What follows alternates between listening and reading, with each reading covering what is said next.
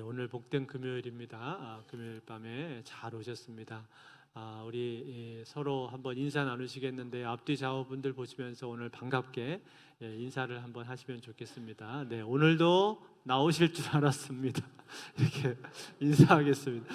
오늘도 오실 줄 알았습니다. 반갑습니다. 반갑습니다. 네. 오늘 약간 추워진 것 같은데 그래도 잘 오셨습니다. 하나님 말씀 우리 열왕기하 23장입니다. 1절부터 14절 말씀 열왕기하 23장 구약성경 602쪽에 있습니다. 열왕기하 23장 1절부터 14절까지의 말씀.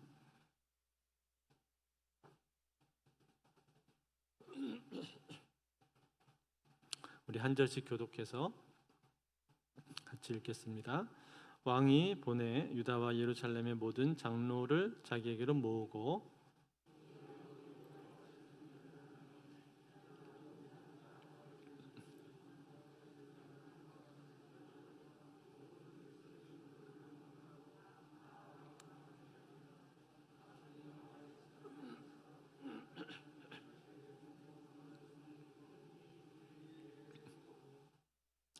왕이 단 위에 서서 여호와 앞에서 언약을 세우되 마음을 다하고 뜻을 다하여 여호와께 순종하고 그의 계명과 법도와 율례를 지켜 이 책에 기록된 이 언약의 말씀을 이루게 하리라 하매 백성이 다 그 언약을 따르기로 하니라.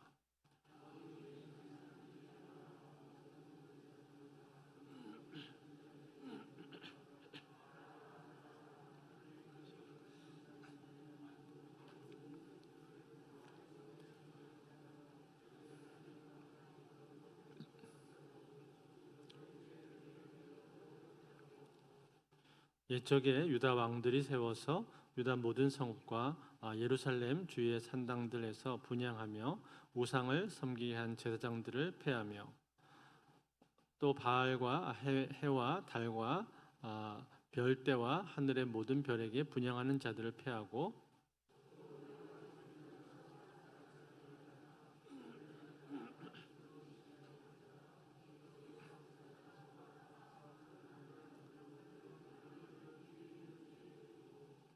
또 여호와의 성전 가운데 남창에 집을 헐었으니 그곳은 여인이 아세라를 위하여 휘장을 짜는 처소였더라.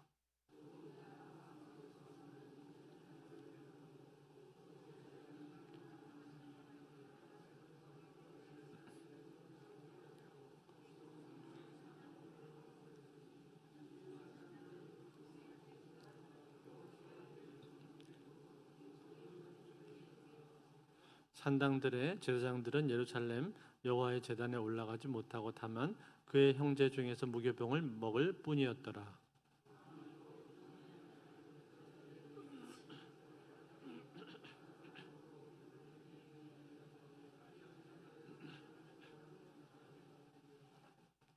또 유다 여러 왕이 태양을 위하여 드린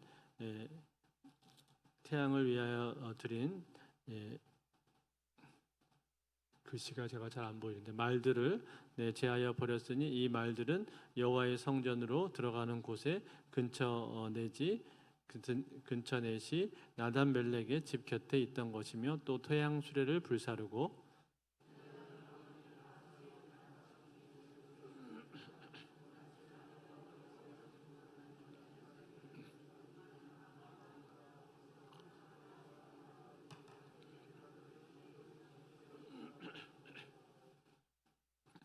또 예루살렘 앞 멸망의 산 오른쪽에 세운 산당들을 왕이 더럽게 하였으니 이는 옛적에 이스라엘 왕 솔로몬이 시돈 사람에 가증한 아스다롯과 모압 사람에 가증한 그모스와 암몬 사람에 가증한 밀곰을 위하여 세웠던 것이며 아세라 목상들을 찍고 사람의 해골로 그곳에 채웠더라. 아멘.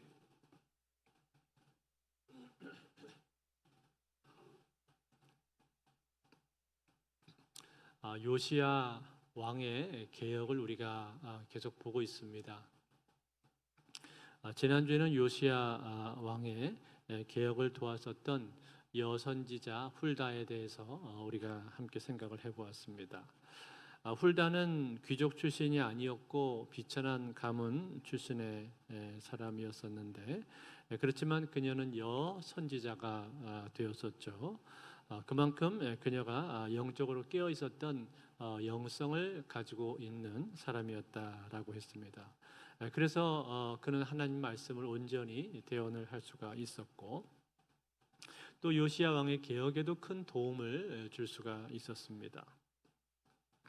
자, 이렇게 해서 훌다를 통해서 하나님의 뜻을 알게 된 이 요시야는 이제 본격적인 개혁을 시작을 하게 됩니다. 그런데 이 개혁을 하기 전에 그가 가장 먼저 했던 일이 한 가지가 있었죠. 그게 뭡니까? 백성들을 불러 모아서 하나님 말씀을 듣게 한 것입니다. 오늘 1절과 2절에 보면 이렇게 나오고 있죠. 왕이 보내 유다와 예루살렘의 모든 장로를 자기에게로 모으고, 이에 왕이 여호와의 성전에 올라가매 유다 모든 사람과 예루살렘 주민과 제사장들과 선지자들과 모든 백성이 노소를 막론하고 다 왕과 함께 앉으라. 왕이 여호와의 성전 안에서 발견한 언약궤의 모든 말씀을 읽어 무리의 귀에 들리고. 자, 이처럼 모든 백성들을 다 불러 모았습니다. 이 가운데에서는 제사장들도 있었고 서기관들도 있었고 또 백성의 장로들도 있었다, 그렇게 말하고 있죠. 즉 모든 계층의 사람들을 다 함께 불러 모아서 하나님 말씀을 그들로 하여금 듣게 했던 거예요. 이처럼 개혁을 시작하면서 그는 먼저 하나님 말씀을 듣게 만들었는데, 그 이유가 무엇이었을까요? 무엇보다도 동기부여하는 것이 중요하기 때문에 그랬겠죠. 아무리 대단한 일을 한다고 할지라도 동기부여가 제대로 이루어지지 않는다면 그 일은 성공하기가 어려울 것입니다.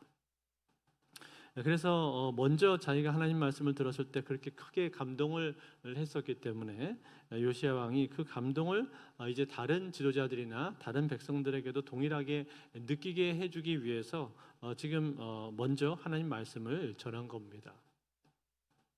그랬더니 그 결과가 어떻게 되었습니까? 백성들이 그 말씀에 순종하겠다라고 말을 합니다. 3절인데요. 우리 3절 같이 한번 읽어볼까요? 같이 있습니다. 시작. 왕이 단위에 서서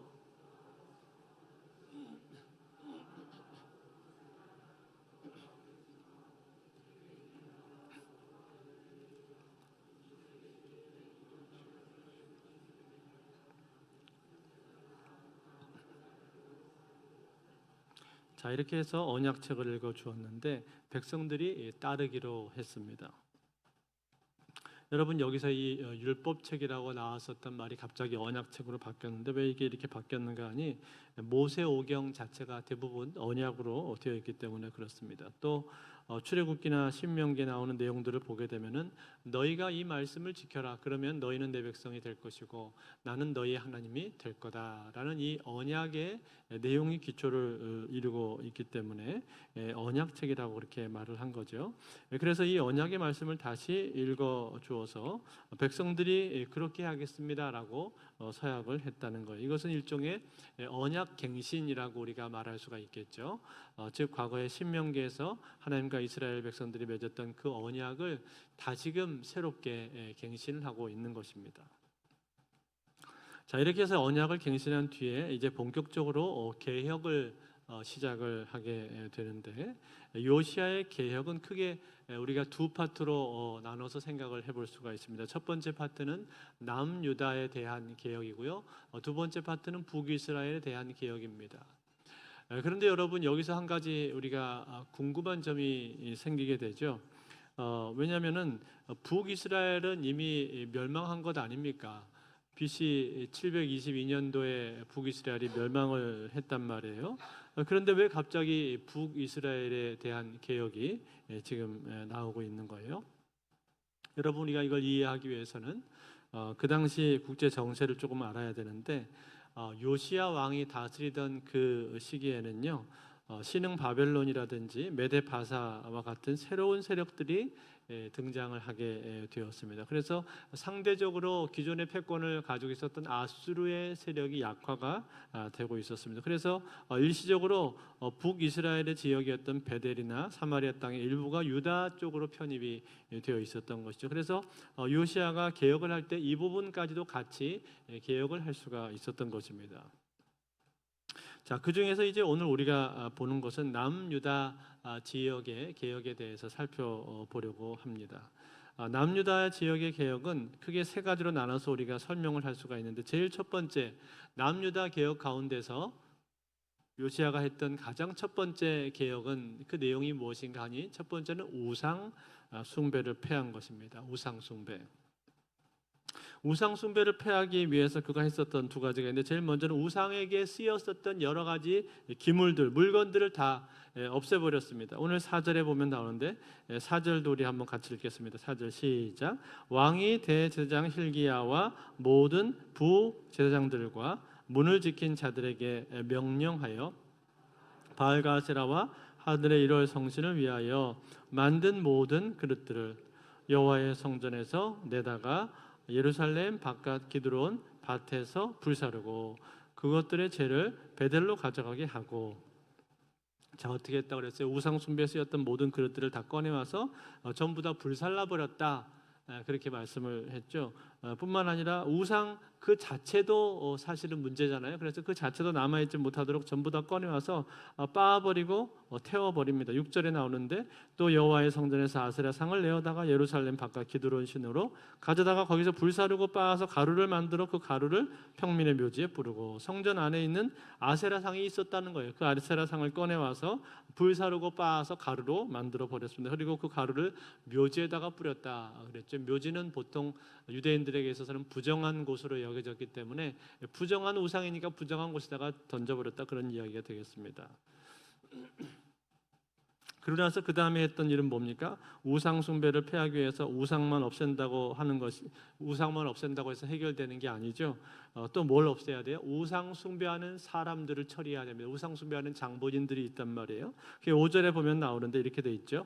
옛적에 유다 왕들이 세워서 유다 모든 성읍과 예루살렘 주위의 산당들에서 분향하며 우상을 섬기게 한 제사장들을 폐하여, 또 바알과 해와 달과 별대와 하늘의 모든 별에게 분향하는 자들을 폐하고, 그렇게 말했습니다. 여기 보니까 우상을 섬기는 제사장들이 있었다, 그렇게 말했죠. 여러분, 이 사람들은 어떤 사람들일까요?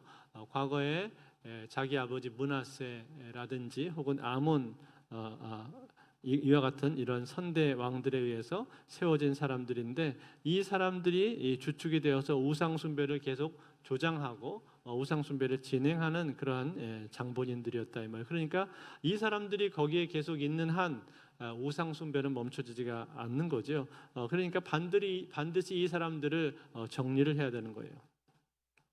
그래서 이 제사장들을 먼저 폐해버렸다, 그렇게 말합니다. 뿐만 아니라 아수르라든지 바벨론의 영향을 받아서 하늘의 1월 성신을 숭배하는 그런 일들도 많이 있었는데, 이 사람들도 역시 폐했다, 그렇게 말해주고 있죠. 이처럼 사람들에 대한 개혁이 이루어지고 있는 겁니다. 이 사람들에 대한 개혁까지 이루어져야 진정한 개혁이다라고 우리가 말할 수가 있는 거죠. 그게 첫 번째고, 두 번째는 무엇인가? 두 번째는 성전을 정화를 시킵니다. 성전을 정화했는데 성전 안에 있는 우상들을 다 제거하기도 했지만, 또 한 가지 성전 안에 뭐가 있었다고 말해요? 성전 안에 음행을 하는 사람들이 있었다고 오늘 기록을 하고 있어요. 7절에 나오는데, 또 여호와의 성전 가운데 남창에 집을 헐었으니 그곳은 여인이 아세라를 위하여 휘장을 짜는 처소였더라. 남창이라고 하는 것은 이방신들이 하는 제사의식 가운데 여사제들과 성관계를 한다든지 남색을 하는 일들이 있었는데, 그 일들을 담당하는 사람들을 말하는 것입니다. 이러한 사람들이 뻐젓이 예루살렘 성전 안에 들어와 있었다라는 것. 그러니까 좀 얼마나 참 화가 나고 분통이 터질 만한 그런 일입니까? 그래서 이 사람들을 다 쫓아냈다 그렇게 말하죠. 그리고 아세라 여사제들이 거기 모여서 아세라 신전 모양의 휘장을 또 만들곤 했었는데 그 집을 헐어버렸다 그렇게 말하죠. 이렇게 해서 성전을 정화시키는 일을 요시야 왕이 한 겁니다. 마지막 세 번째 뭡니까? 이 개혁을 했는데 예루살렘뿐만이 아니라 예루살렘 주변에 있는 여러 성읍들까지도 다 정화시켰다. 찾아다니면서 개혁했다 말합니다. 8절을 볼까요? 8절 같이 읽습니다. 시작. 또 유다 각 성읍에서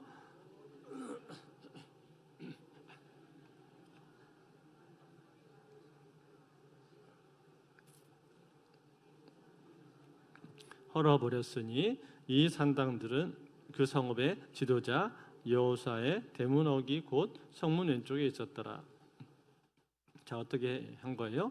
예루살렘뿐만 아니라 주변의 여러 성읍에도 우상 숭배하는 산당들이 많이 있었다는 거예요. 게바에서 브에세바까지, 즉 유다의 전 영역에 걸쳐서 산당들이 많이 있었는데 이 산당들을 돌아다니면서 하나씩 헐어버렸다라는 거예요. 그리고 그곳에서 일하는 제사장들도 역시 패했다. 이처럼 요시야는요 자기가 할 수 있는 모든 노력을 다해서 지금 유다를 개혁을 하고 있는 거예요. 유다를 어떻게든 개혁하기 위해서 할 수 있는 모든 노력을 다 기울이고 있다라는 거예요.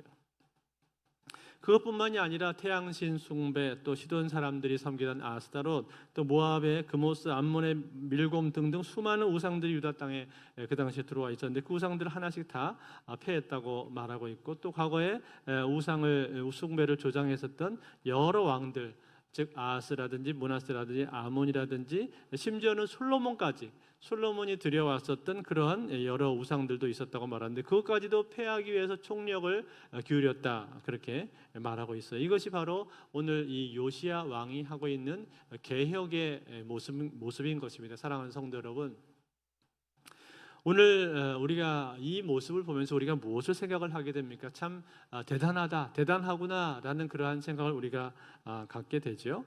여러분, 실제로 요시야가 했었던 개혁은요, 그 당시 유다의 역사상 가장 철저하고도 광범위한 종교 개혁이었다고 합니다.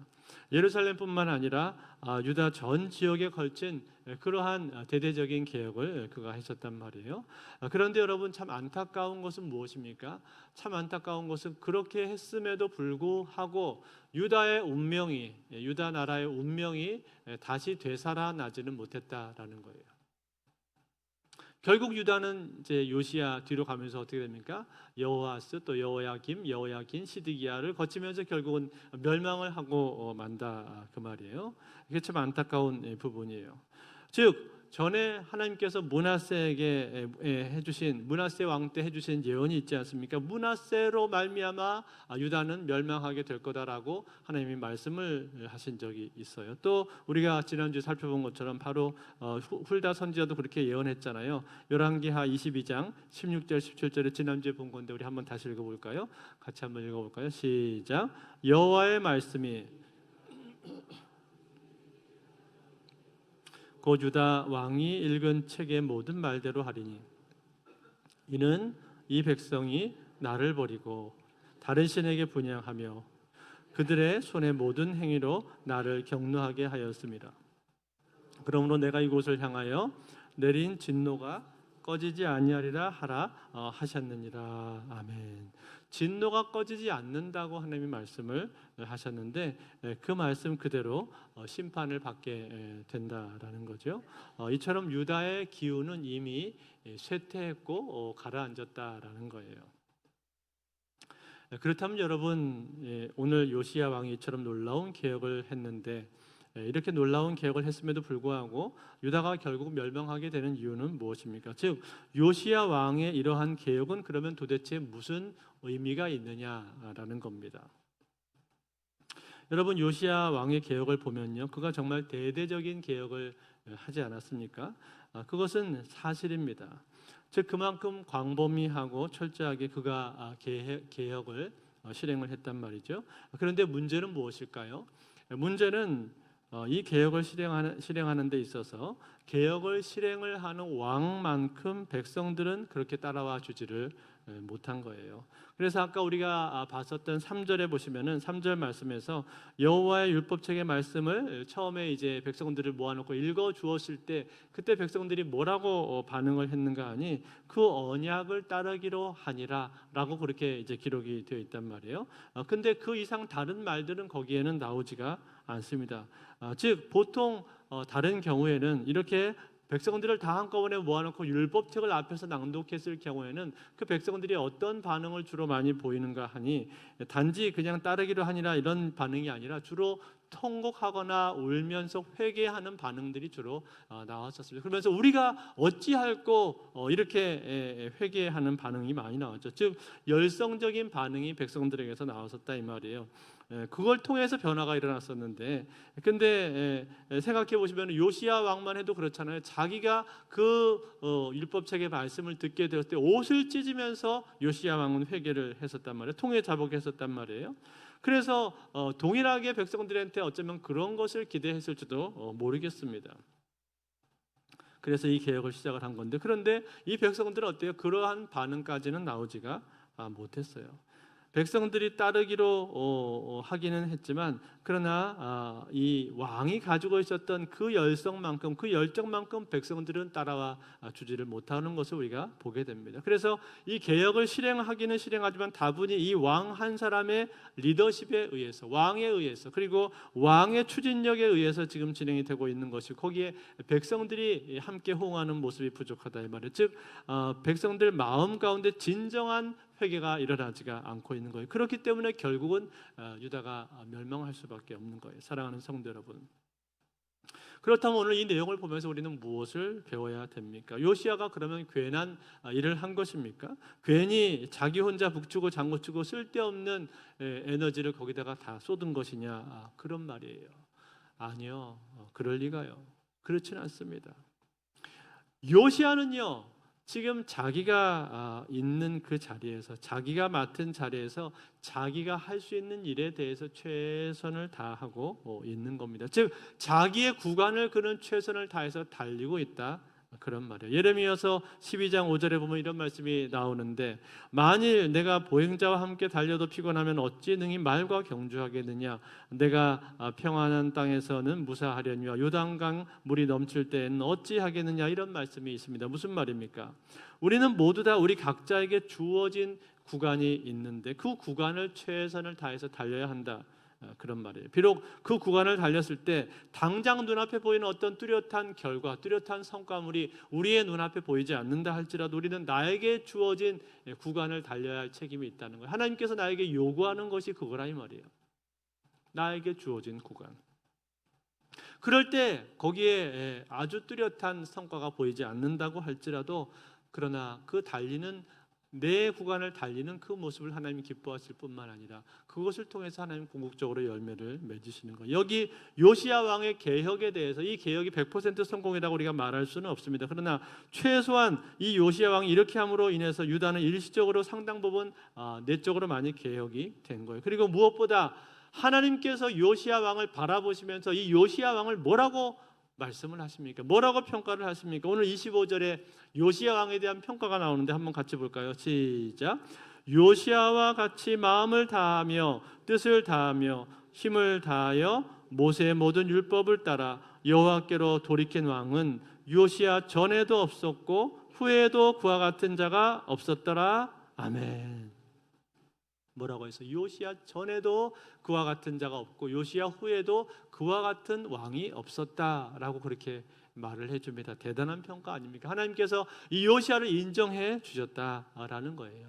비록 유다가 멸망을 향해서 달려가긴 했지만 요시야의 했던 일에 대해서는 하나님이 분명하게 그를 칭찬해주고 인정해주고 계신 거예요. 사랑하는 성도 여러분, 오늘 우리도 이 요시야 왕을 보면서 우리는 도전받기를 원합니다. 여러분, 우리도 우리의 삶 가운데 우리의 삶의 모든 일들이 다 핑크빛이거나 장밋빛이거나 탄탄대로인 것은 아니지 않습니까? 어쩌면 그런 것들보다는 우리 눈앞에 보이는 일들은 어둡게 보이는 것들이 많고 우울하게 보이는 것들이 많을 수도 있습니다. 여러분 그렇지 않습니까? 우리가 우리 주변만 봐도 그렇잖아요. 이 나라의 상황을 봐도 그렇지 않습니까? 이 나라의 정치라든지 경제 상황을 봐도 그렇고 또 최근에 이렇게 참 나라 곳곳에 지역이 한꺼번에 산불이 나서 많은 살림이 타버리고 그리고 많은 사람들이 죽는 모습을 보고 나라의 근간이 되는 그런 산과 들이 타버리는 그런 모습을 보면서 우리 마음 가운데 참 뭐라고 할까요? 참 참담한 그런 마음이 들지 않습니까? 착잡하고 참담한 그런 생각이 들지 않습니까? 그 산불이 꺼지지 않고 타는 것을 뉴스에서 보면서 어떻게 할 수가 없잖아요. 내가 어떻게 할 방법이 없지 않습니까? 하나님 앞에 기도하는 것 말고는 어떻게 할 정말 방법이 없구나. 어쩌면 참 무기력하게 느껴지는 그러한 참 요즘의 시간인지도 모르겠습니다. 뿐만 아니라 이럴 때 교회가 더욱 부흥하고 한국 교회가 이러한 어려움 중에도 날로 날로 더 왕성해지고 또 성장하고 새로운 비전과 소망이 가득하다면 우리에게는 또 힘이 날 수 있을 텐데 실제로는 그렇지 못하단 말이에요. 오히려 한국 교회 전체 교인의 숫자는 감소하고 있다는 그런 보고를 듣게 되고 신학생들 숫자도 많이 줄어들고 있다 그런 소식을 우리가 듣는단 말이죠. 기쁘고 소망이 넘치는 그런 소식보다는 어둡고 우울한 소식들이 우리 주변에 훨씬 더 많다는 거예요. 거기다가 만약에 나의 개인적인 삶 가운데 내 개인적인 삶 속에서 어떤 어려움이 겹치게 되었다면 내가 뜻하는 바 일들도 제대로 풀리지 않는다면 우리는 더 크게 낙심하고 절망을 하게 될 가능성이 더 많다는 것입니다. 요시야 왕도 어쩌면 여러분 그런 생각을 했을지도 모릅니다. 어쩌면 요시야 왕은 느꼈을 것 같아요. 그렇게 하나님 말씀을 백성들 앞에서 전했을 때, 읽었을 때 백성들의 반응이 자기가 생각했던 반응이 나오지가 않고 울면서 회개하고 통해 자복할 것을 그가 기대하지 않았겠습니까? 자기가 그렇게 했었는데 그런데 그런 반응이 나오지 않는 것을 보면서 어쩌면 그는 마음 가운데 야, 이게 정말 쉽지가 않구나. 다른 사람들이 다 내 마음 같은 건 아니구나. 그런 생각을 스스로 했을지도 모르겠습니다. 그럼에도 불구하고 이 요시야 왕이 그 가운데 포기하지를 않잖아요. 자기의 구간을 달려가지 않습니까? 자기의 구간을 달려가고 자기가 할 수 있는 일이 무엇인가를 찾아서 자기가 할 수 있는 개혁을 그가 하지 않습니까? 비록 유다가 그걸로 말미암아 완전히 회복되어서 멸망당하지 않는 것은 아니었지만 그러나 그럼에도 불구하고 그는 자기의 구간을 달렸단 말이에요. 즉 미래의 결과가 어떻게 나오는가 하는 것은 중요하지 않은 거예요. 그것은 나의 영역이 아니라 하나님의 영역입니다. 하나님께서 하시는 영역입니다. 그렇게 인정하는 거예요. 그러나 나는 달리겠습니다. 결과가 어떻게 나오든지 간에 그 후에 이 일에 대한 결과가 어떻게 나오든지 간에 주님, 나는 나에게 허락하신 일을 감당하고 나에게 주신 길을 달려가겠습니다. 이러한 고백으로 그가 달려간 겁니다. 그랬을 때 그의 인생은 결국 빛나는 인생이 된 것이고 하나님이 보실 때 하나님이 인정하고 하나님이 칭찬하는 그러한 왕으로 남게 되었다는 거예요.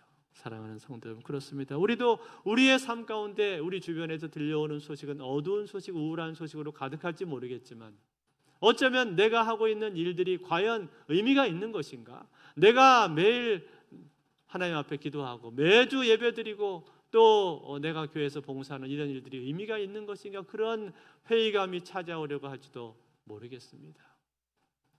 어쩌면 목회를 이렇게 하는 것이 정말 의미가 있는 일인가? 그런 마음이 들 때도 있어요. 그렇지만 여러분, 그럼에도 불구하고 나에게 내가 해야 될 건 뭡니까? 하나님이 나에게 주신 구간이 있는데 그 구간을 달려가는 거예요. 하나님 나한테 주셨으니까. 결과가 어떻게 되었는가 하는 것은 상관없이 그것은 나의 영역이 아니라는 거예요. 그 결과는 하나님의 것입니다. 내가 해야 될 건 뭡니까? 내가 해야 될 거는 하나님이 나에게 주신 말씀에 대해서 하나님 나에게 뭐라고 하셨는가? 그 말씀을 듣고 그 말씀을 믿고 그리고 그 말씀에 순종하는 것입니다. 그리고 달려가는 거예요. 그러면 하나님의 때 하나님의 방법으로 진정으로 선하시고 완전하신 그 하나님께서 하나님의 방식으로 나의 인생 가운데 은혜를 주실 줄로 믿습니다. 뿐만 아니라 우리 교회도 그렇고 이 나라와 이 민족에도 저는 마찬가지라고 생각합니다. 우리가 하나님을 신뢰하고 그럼에도 불구하고 내 앞에 눈에 보이는 이 일에 일희일비하지 않고 하나님의 말씀을 신뢰하고 그대로 달려간다면, 내 앞에 있는 구간을 달려간다면, 그러면 그 이후에 모든 것은 우리 하나님께서 함께 하시고 또 하나님이 인정해 주시는 사람이 될 줄로 믿습니다. 이 믿음을 가지고 오늘도 나에게 허락하신 구간을 믿음으로 달려가시는 저와 여러분들이 다 되실 수 있기를 주의 이름으로 축원드립니다.